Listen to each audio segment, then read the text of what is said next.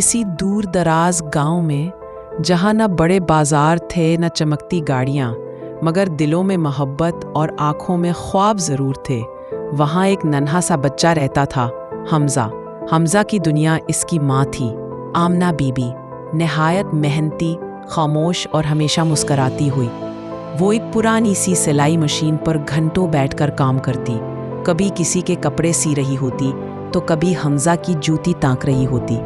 हमजा रोज school जाता, लेकिन उसके दिल में एक खलश थी।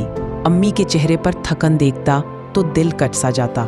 फिर एक दिन उसने कुछ फैसला कर लिया।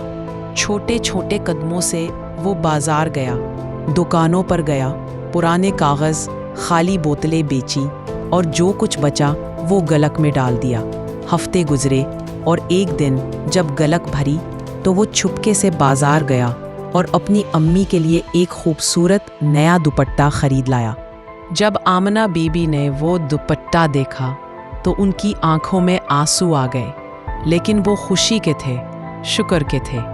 उन्होंने हमजा को गले लगाया और कहा, बेटा ये सिर्फ दुपट्टा नहीं, तुम्हारे प्यार और कुर्बानी की चादर है।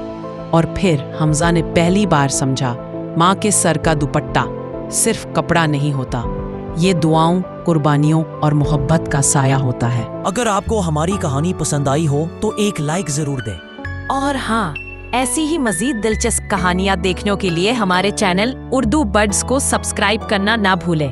चलो बच्चों, मिलकर कहें, सब्सक्राइब करें और उर्दू बर्ड्स देखें।